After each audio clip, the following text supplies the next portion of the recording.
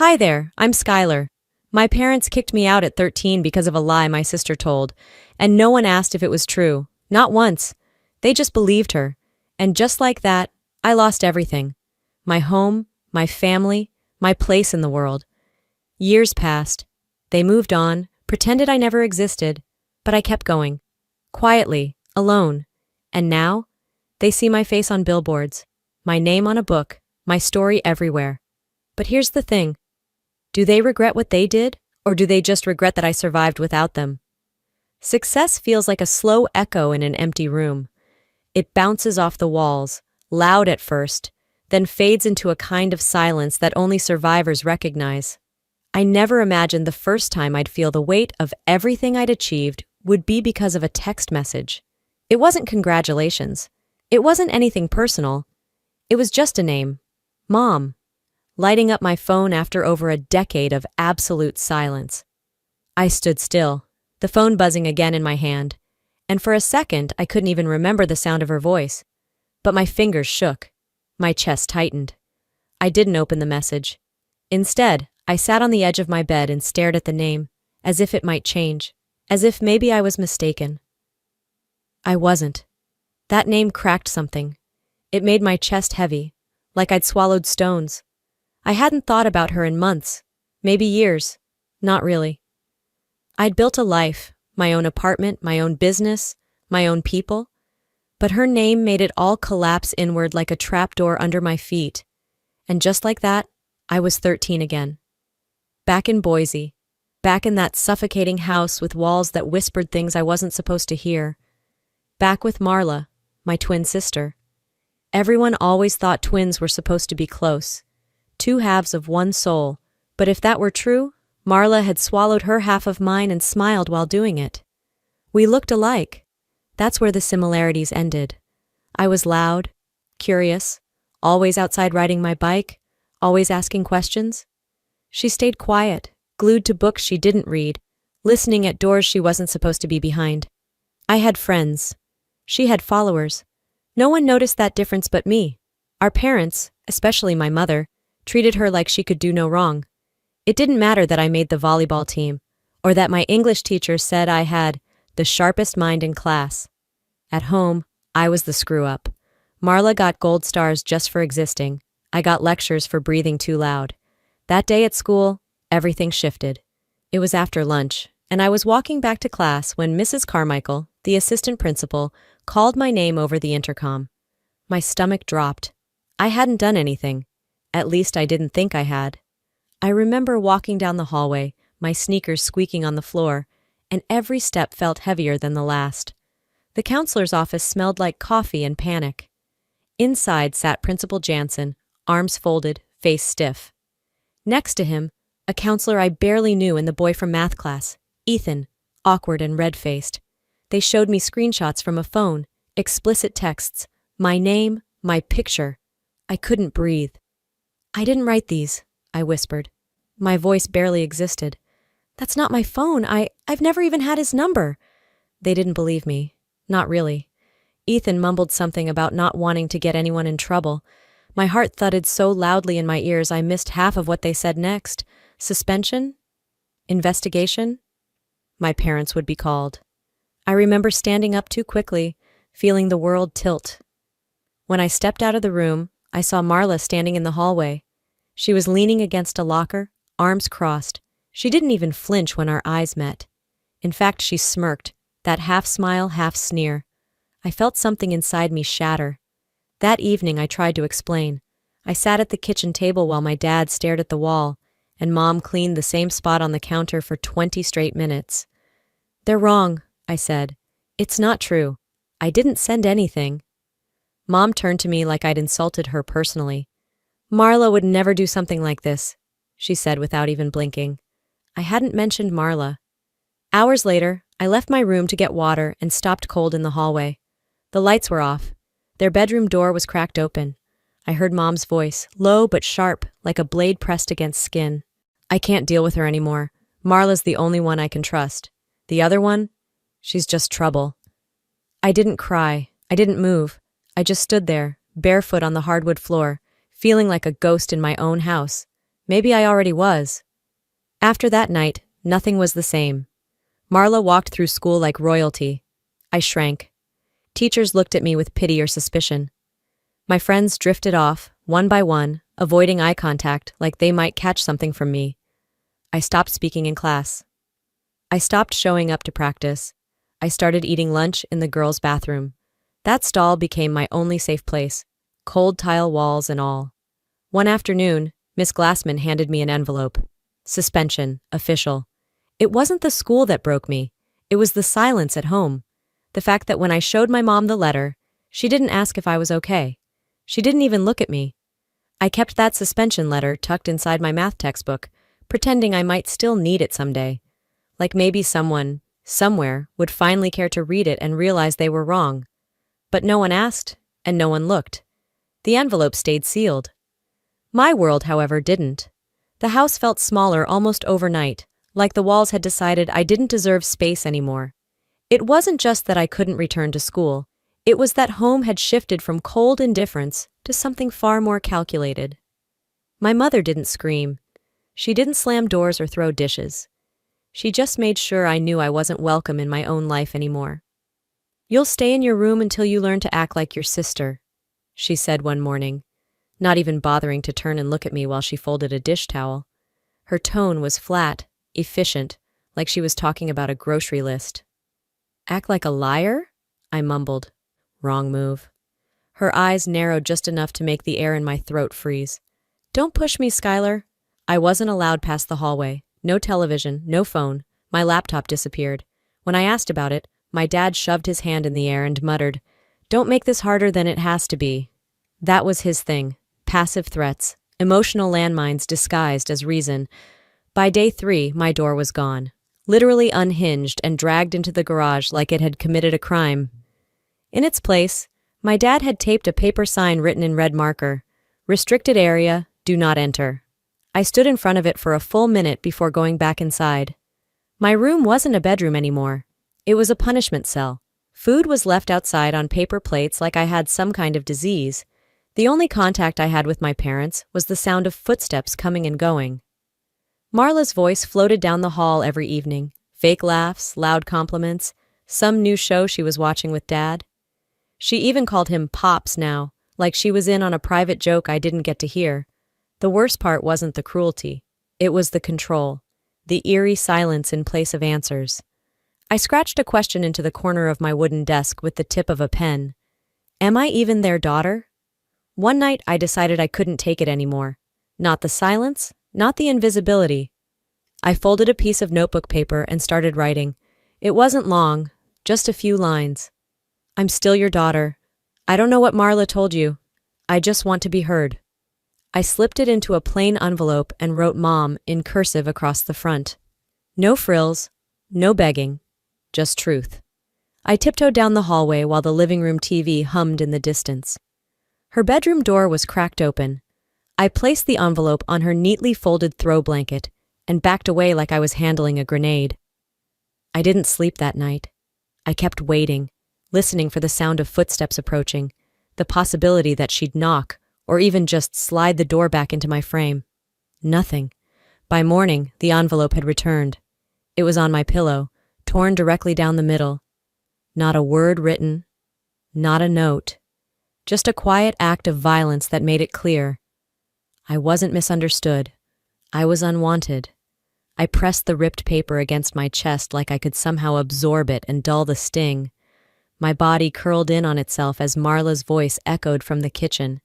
She was talking to Dad again, laughing. Something about a comedian on late-night TV. "I swear," he said, "my wife's so dumb, she thinks a prenup is a fitness app." Dad chuckled, amused. They were bonding over punchlines while I counted ceiling tiles and tried to imagine what life might feel like without always trying to prove I belonged. That night I made a choice. I flipped open my old math notebook, useless now, and began writing in the margins. Not equations, just memories, thoughts, moments no one saw. I called it the Book of Nobody in my head. That name made sense. I wasn't Skylar anymore. I was nobody. I wrote about the hallway, the paper plates, the missing door. I wrote about how quiet cruelty cuts deeper than yelling. I wrote until my hand cramped, then slid the notebook under the loose floorboard beneath my bed, the one spot Marla didn't know existed. If no one will hear me, I whispered to the dark, I'll leave something behind that says I was here, that I mattered. A few more days passed in the usual silence. I'd learned to stop expecting sounds of concern from the hallway. No footsteps slowing near my door, no knocks, no questions. Just the clinking of dishes from the kitchen, the low hum of sitcoms Marla laughed too loudly at, and the occasional barking command from my father, reminding me what not to touch. It was a Sunday morning when the next crack appeared. I had just stepped out of my room to use the bathroom, a rare moment when I dared cross the invisible boundary of their rules. Marla was already there, leaning against the doorframe with a cup of juice like she'd been waiting for me. "You really think writing little love notes to Mom is going to fix your freak reputation?" she said casually, swirling her drink. I ignored her and stepped forward, reaching for the doorknob. She didn't move. "You don't get it, do you?" she whispered, smiling. "You were never one of us." I didn't reply. I pressed my shoulder slightly, nudging past her, not shoving, just enough to squeeze by. She gasped dramatically and dropped to the floor like a rag doll, letting the cup spill across the tiles. "Ow! She pushed me! She did it again!" she cried out loud and trembling like she was auditioning for a crime show. I froze. My hand was still on the bathroom door. I hadn't even looked at her. An hour later, my mother appeared at my door. No knock, no warning. She stood in the frame, holding an ice pack against her temple like a crown of accusation. "You shoved me into the doorframe, Skylar," she said coldly. My head snapped up. "What?" "Marla said you were angry. You shoved past her. She said you've been unstable. Then when I asked you to explain, you lashed out. You hit me." I shot up from my mattress. "I didn't touch you. Are you kidding me?" My father's voice boomed from behind her. "You've crossed the line." He shoved past both of us and yanked open my closet door. "Get your things." "What? No, please, just listen to me." He was pulling clothes off hangers and tossing them into my old duffel bag. No folding, no care. Like I was already gone. I ran to grab his arm. "I didn't do anything." "You're a threat to this house," he growled. "To your own mother." "She's lying," I cried, pointing toward Marla's room. "Ask her to say it to my face." My mother didn't speak. She stood behind him like a shadow, arms folded, expression carved from concrete. I wanted to scream, but my throat was closing. The panic sat hot in my chest, rising like bile. I tried again. I begged, "Please, please, Mom." She turned away. I sank to the floor, knees hitting hardwood, sobbing into my hands as the zipper of my duffel closed behind me like a prison door. As my father stormed out, I reached for my phone.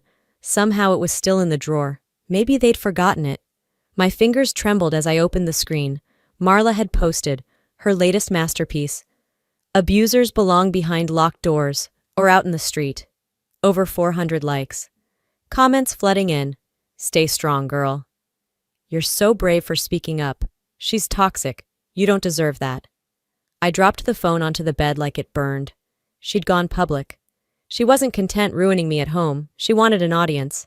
I didn't have anyone to call. Not really. So I did the only thing I could. I slipped outside, crossed the street barefoot, and knocked on Mrs. O'Neill's door. Her eyes widened at the sight of me. "Skylar, honey, are you okay? Can I use your phone?" Minutes later, Grandma Eloise's voice cracked through the speaker. "I'm coming right now." She arrived in 15 minutes flat, storming into the yard like a hurricane dressed in orthopedic shoes and a windbreaker. "Where is she?" she asked. "Where's Denise?" My mother emerged from the porch, arms crossed. "She can't stay here anymore," she said bluntly. "She's unstable." Eloise's jaw tightened. "She's your daughter, Denise. She's not safe." My father appeared behind her. "She can take her, but she's not coming back." Eloise squared her shoulders. "You think treating your own child like garbage makes you better? Richard, if you weren't my son-in-law—" He cut her off with a sneer. "You say one more word, and I swear I'll call CPS on you for interfering." That was it. Eloise turned, her voice soft now. "Let's go, Sky." I didn't argue. I didn't even grab the duffel, just my backpack. No one stopped me. No one apologized. No one even looked up. The door closed behind me, and I didn't flinch. I climbed into the passenger seat, still trembling, as Eloise drove in silence. We passed the school, the park, the gas station where Dad used to take us for ice cream. None of it felt real anymore. My hands clutched the straps of my backpack like they were the only things tethering me to earth. In the rearview mirror, my house got smaller and smaller, like it couldn't disappear fast enough. The first night at Eloise's house, I barely moved. I curled up on the pull-out couch like a stray animal that didn't know if the new shelter was safe or just temporary. The silence wasn't as sharp as it had been in my parents' house. It was softer here, the kind you fall asleep to. Still, I didn't. Over the next few months, I built a routine. Wake up before Eloise, fix my own breakfast, walk to school, keep my head down, come home, study, eat quietly, sleep, repeat. She never asked questions unless they mattered, like whether I wanted chicken or meatloaf, or if I remembered to take the trash bins out. That was the kindness I hadn't realized I'd needed. But healing isn't instant, and comfort isn't a cure. Even in a safe place, shame clung to me like smoke. I walked through the hallways of my new school, with my shoulders curved inward, like I was trying to take up less space. My new classmates had heard things. Rumors spread fast, even in towns that barely knew your name. One Monday, I opened my locker to find a sticky note.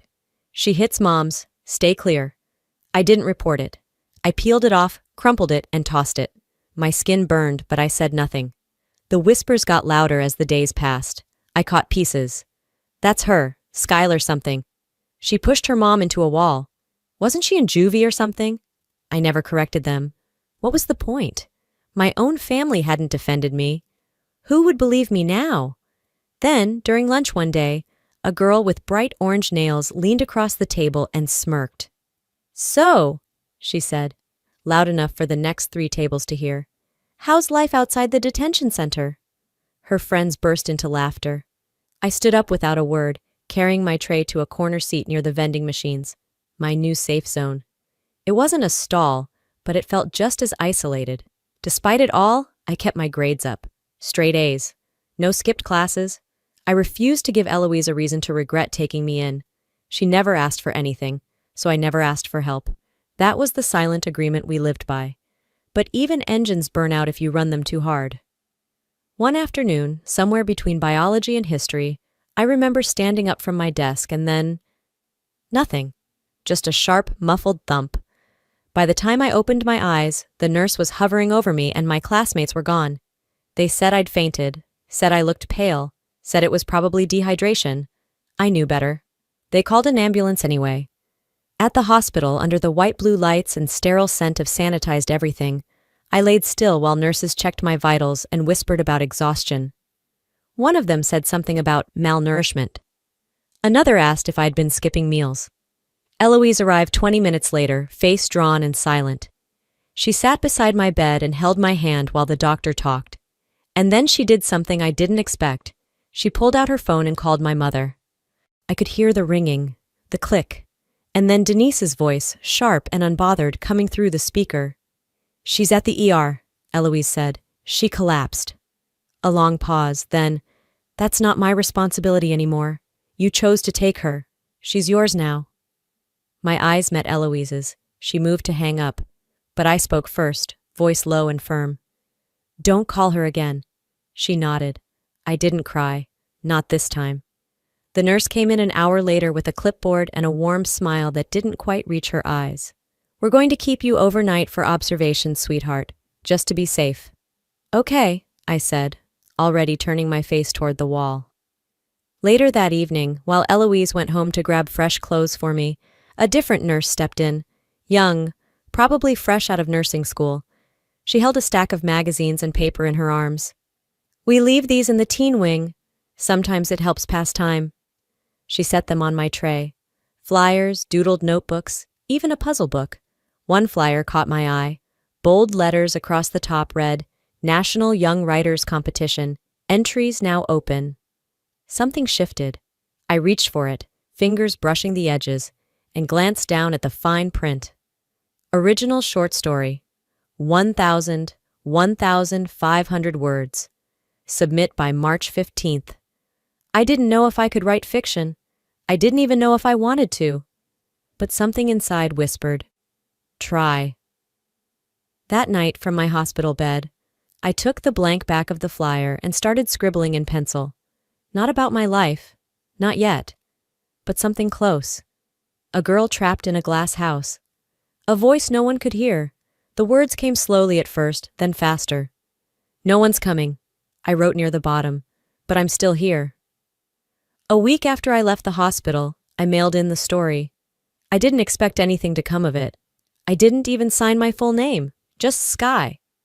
That felt safer, like I could dip a toe into the world without letting it swallow me whole. But 3 weeks later, an envelope showed up at Eloise's mailbox. I saw the school district logo and assumed the worst. I thought maybe the rumors had circled again, or a teacher wanted to check in with the girl they assumed was emotionally unstable. I didn't expect a letter that started with, "Congratulations." I had placed second in the regional round. My story would be published in their annual anthology. There'd be a small award ceremony at the local library. Nothing big, but to me, it felt enormous. Eloise read the letter twice. Then she turned to me with watery eyes and said, "You did this, all on your own." It was the first time I'd felt proud. Not quiet survival proud, not I got through the day proud, but genuinely accomplished. Like I wasn't just existing anymore. I was building something. News of the competition must have made its way around town. Small towns were like that. Whispers traveled faster than cars. A week before the ceremony, I got a phone call. Unknown number. My stomach dropped when I heard the voice. "Skylar?" It was my father. "I saw the paper. That writing thing. Your name was in there." I froze. He chuckled like we were catching up after a weekend apart. "We're proud of you. Your mom and I, we talk about you all the time." I almost laughed. Talked about me? They hadn't said my name in 2 years. "What do you want?" I asked flatly. There was a pause. Just enough silence to feel the shift coming. "Well, we were thinking maybe you'd want to come by sometime. Visit. Maybe catch up." "Catch up," I echoed. "You're doing well. And, well, things have been tough around here. House repairs, bills, retirement planning." There it was. "You want money," I said. "What? No, not like that. We just thought since you're doing well, maybe you could pitch in a little." My jaw tightened. "I was 13 when you kicked me out," I said. "You didn't even give me shoes. Now you want help with your roof?" "Skylar," he sighed, like I was the dramatic one. "Family takes care of each other." Funny, that's not how I remember it. I hung up. I wanted to throw the phone, but instead I wrote. For hours. Not fiction this time, just memory. My truth, the broken version, the raw version. The next day I posted the story to my private blog. No names, no exact details. Just the truth. I didn't expect anyone to read it, but they did. Dozens of comments, then hundreds. People saw themselves in it. And then, a week later, I got a text from a cousin I hadn't spoken to in years. "Is this about your parents?" Then another message. "If you ever want to tell your side, I'll listen." And another. "We always wondered why you disappeared." I didn't reply right away, but I started planning. The next call came 2 weeks later, this time from a blocked number. "You think you're so clever," Marla snapped. "Writing garbage online, making people pity you? Grow up, Skylar." I didn't answer. "You're not special," she hissed. "You're just bitter. And lonely." I almost thanked her, because in that moment I knew she was wrong. I wasn't lonely. I had Eloise. I had words. I had strangers who believed me. That was more than I'd ever had with them. The final straw came the following weekend. My parents called again, this time both on speaker. "We saw what you posted," my mother said coldly. "You're painting this family in a bad light." "I didn't mention your names." "You might as well have. People are talking. Your aunt called us crying." "That's not my problem." "You want to play games?" my father snapped. "Fine, but don't expect us to just sit here while you ruin our lives." "Funny," I said calmly. "That's what I thought when you ruined mine." The silence on their end was delicious. "Here's my condition," I added. "You want money? You want me back? Then get in front of the same people you lied to and tell them the truth. That Marla framed me, that you abandoned your own child, publicly, not a text, not a phone call, an actual statement. You're insane, my mother said. No, I replied. I'm done being silent. You'll regret this, I smiled. I already regretted trusting you. There's nothing left to lose. And with that, I blocked both numbers. Then I opened my laptop and started drafting an email. Not to my parents. To every relative they had ever poisoned against me. I attached screenshots. I laid out the timeline. I told the story the way it had always happened. And at the bottom I added, I'm not asking you to pick sides. I'm just finally speaking. I hit send. And for the first time, I didn't flinch. By the time I turned 26, Seattle felt more like home than any place I'd ever known. It was gray, sure, rainy and cold, but something about the air felt honest. I'd built my life here piece by piece, freelancing, then landing a steady job with a digital agency, then going viral for a video I almost didn't post. The clip was simple. Me speaking on branding for trauma survivors at a local seminar. A friend recorded it and uploaded it to LinkedIn without telling me. Overnight it spread. People called me brave, authentic. Some even said my words helped them find their voice. Then came the messages. I always knew you'd make something of yourself. So proud to be related to you. We should catch up sometime. Coffee? I didn't answer any of them. Too many of those names belonged to people who stayed silent when I needed noise. But one message stopped me cold. Marla, just one line. I lied, but that was 15 years ago. Move on. I stared at it for a full minute. Not shock, not even rage.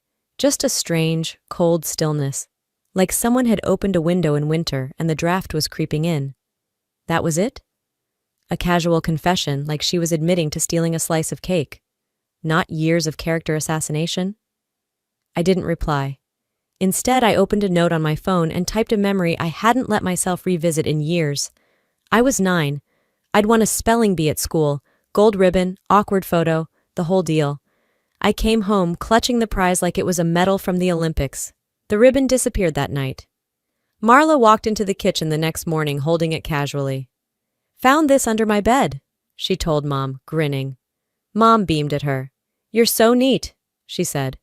Unlike your sister, always losing things. I hadn't lost it, she stole it, and that's how it always went. She lied. I got punished. She smiled. I disappeared. That night I opened a new draft in Gmail. Subject, truth, no apologies. I wrote the email slowly, choosing every word with the precision of a scalpel. I didn't rant. I didn't beg. I attached the screenshot of Marla's message, her casual admittance. Then I walked them through everything. The fake messages, the expulsion, the years of silence, the moment my mother shredded my letter like it was trash, the time my father said I was a threat to the house. I wasn't asking for an apology. I wasn't looking for revenge. I ended it like this. Silence is not neutral. If you choose not to see what happened, you're choosing the side that caused it. Then I hit send. I expected nothing. Maybe a few unsubscribes. More silence. But the replies came quickly. A cousin I barely remembered. I had no idea. I'm sorry.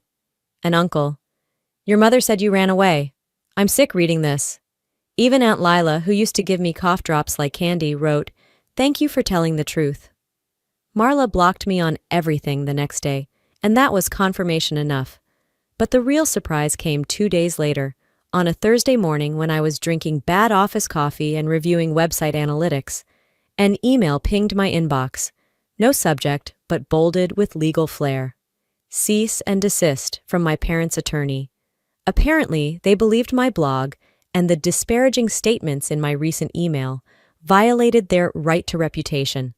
I laughed, out loud, right there in the middle of my open plan workspace. Maya from the next desk raised an eyebrow. You okay? I just got sued by my parents, I said too calmly. She blinked. Like, real sued? Allegedly. Damn, she muttered. They must really not want the truth out. They don't, I said, but it's already out. That night, I didn't panic. I didn't pace. I drafted my response like a woman who'd been building to this moment her whole life. If they wanted war, I was done playing fair. 3 weeks passed.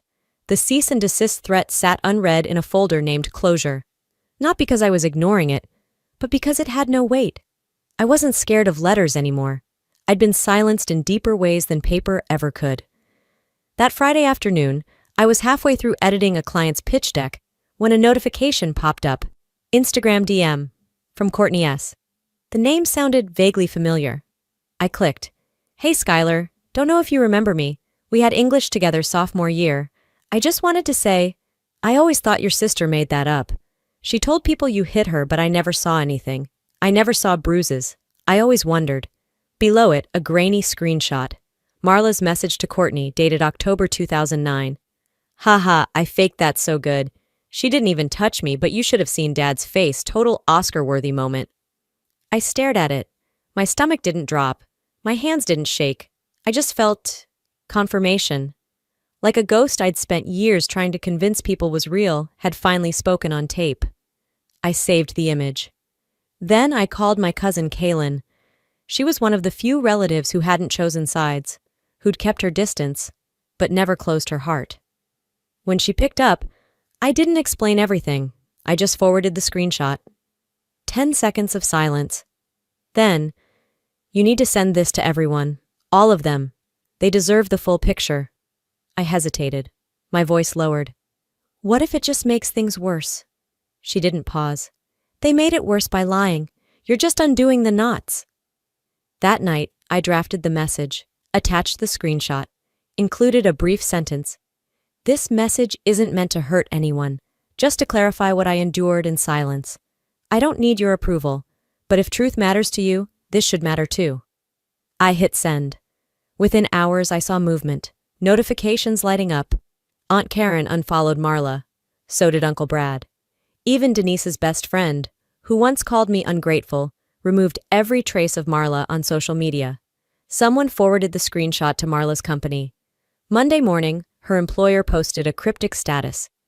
We hold our team to high standards of integrity. Anything less does not reflect our values. 2 hours later, Marla's name was scrubbed from their website. Denise tried to post some vague defense. Family business should stay in the family. But it backfired. Hard. Aunt Donna replied, so should family betrayal. I didn't post anything. I didn't need to. I just watched it all unfold with the same stillness I used to sit with in the girls' bathroom years ago, only this time the door wasn't locked, and I wasn't hiding. Then came the invitation, a family dinner, not formal, not holiday-related, just a gathering. I wasn't sure if it was a trap or an olive branch, but I went. It was at Aunt Lydia's. Small kitchen, big windows, nervous tension you could slice with a butter knife. I said nothing for the first 30 minutes. Let them talk about casseroles and sports and the weather like nothing ever happened. Then Uncle Darren cleared his throat. He wasn't loud, but the room went quiet anyway. We didn't believe you, he said. Back then, that was wrong. Several heads nodded. Someone whispered, we failed you. I looked up from my plate. Belief isn't a favor, I said. It's a responsibility, especially when silence costs someone their entire childhood. No one replied, but no one looked away either. Later, I stepped outside. The night air bit at my skin, but it felt good. Honest, the way a clean cut hurts but stops the infection. My phone buzzed. Marla. Why? That was it. Just one word. I stared at the screen for a moment, then typed back, because I deserved peace more than you deserved silence. I didn't wait for a reply. I just walked. Justice isn't loud. Sometimes it just doesn't flinch when the world shakes. A few weeks after that night, I found myself staring at my laptop, unable to look away from a simple dashboard. It wasn't a viral post. Not then. It wasn't even tied to my name. It was a quiet blog I'd launched under a pseudonym, The Glass House Girl. No photos, no tags. Just a story called The Sister Who Lied. I hadn't shared it. Not once. I'd written it in the dim glow of a kitchen lamp at 3 a.m. after waking from a dream where I was 13 again, yelling, I didn't do it! And no one turned around. But someone found it, then someone else. It showed up in survivor forums, quoted like scripture. The truth didn't set me free. It made me strong enough to walk away. Then it made its way to Reddit, and TikTok, and Twitter, under threads like #FamilyBetrayal and #HealingThroughTruth. At first, I didn't want to be known. I just wanted someone, anyone, to see me the way I had never been seen. But anonymity, like silence, can only protect you so long before it starts to feel like hiding. When a complete stranger emailed me a screenshot of the post captioned, "Did you write this? I think I needed to read it today." I didn't answer right away, but when the third email came with just 3 words, "You saved me," I logged into LinkedIn, took a breath, and wrote, "Yes, this is my story, and I survived it." I hit post. By the time I finished lunch, it had 9,000 views.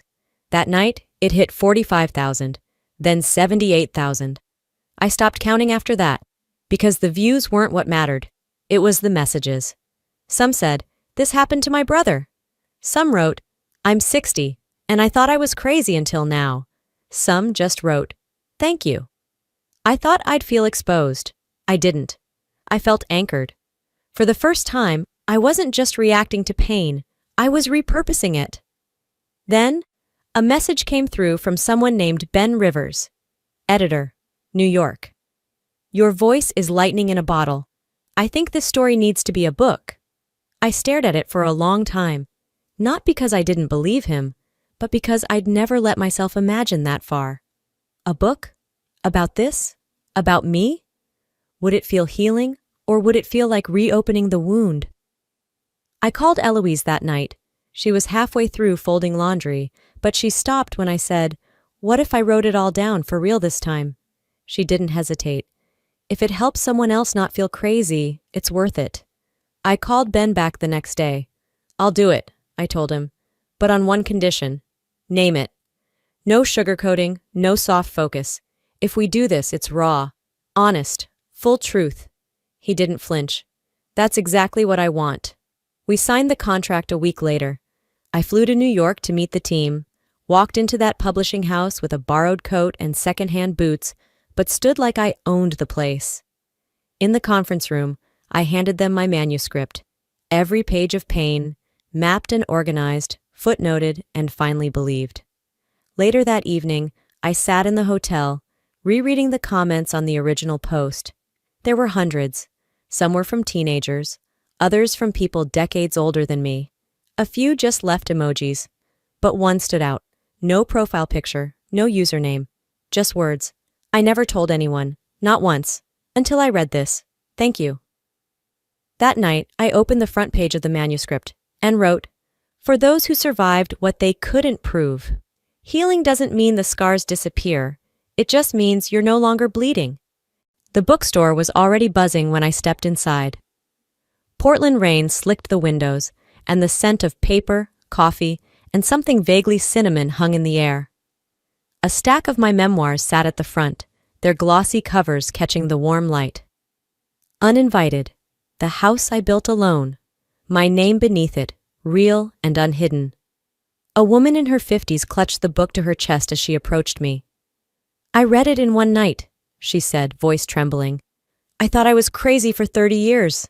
I nodded and opened her copy. My hand moved on autopilot. "To your voice, may it never be silenced." The line stretched past the shelves, past the cafe counter, winding near the entrance. Some readers were crying, some couldn't speak. A few just smiled through trembling lips. I didn't feel like a hero. I felt like a witness, not to my own pain anymore, but to the fact that we weren't alone. That evening, back at the hotel, I turned on my phone and saw the email. No subject line, just my dad's name in the from field. "Your mother is sick. She wants to see you." That was it. No greeting, no explanation. I stared at the screen for a long moment, fingers hovering over the keyboard. Then, slowly, I typed, "I hope she finds peace. But I'm not the cure for her guilt." I didn't send it. I didn't need to. Forgiveness doesn't always end in reunions.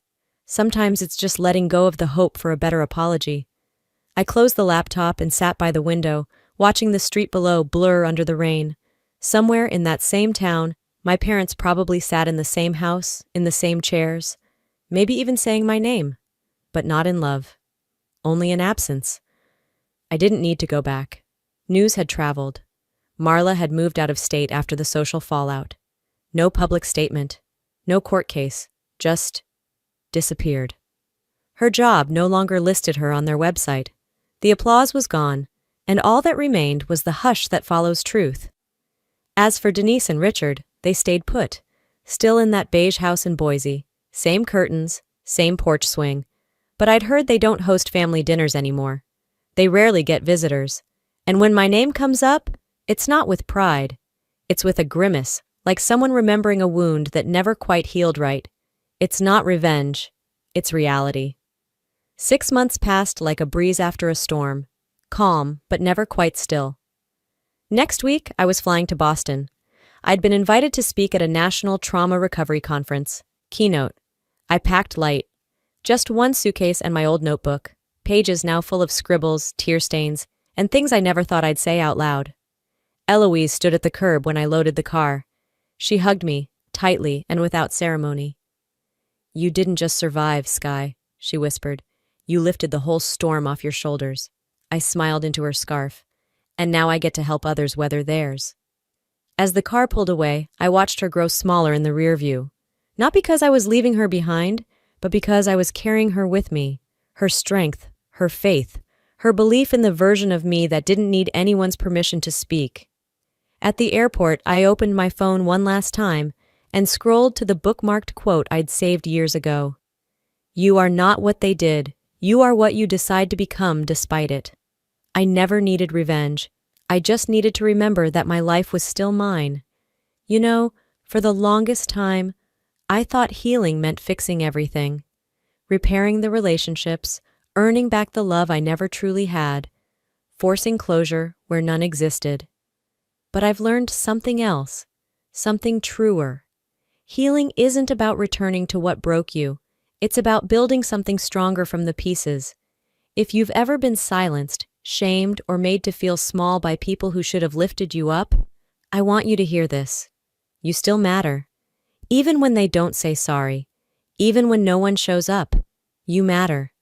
What we survive doesn't define us. What we choose to become after does. I didn't write my story for revenge. I wrote it so someone else wouldn't feel as alone as I once did. If that someone is you, then I'm glad I kept going. So now I'd love to hear from you. Have you ever been blamed for something you didn't do? Have you ever found strength in your silence or in finally speaking? Let's talk in the comments. Drop a 1 if this story touched you, or tell me where in the world you're watching from. If you disagreed with anything, tell me that too. Let's have a real conversation. And hey, if you want more true stories that hit where it hurts and heal where it matters, go ahead and subscribe to this channel. Hit the bell so you don't miss what comes next. Your story matters. Don't ever let anyone tell you otherwise.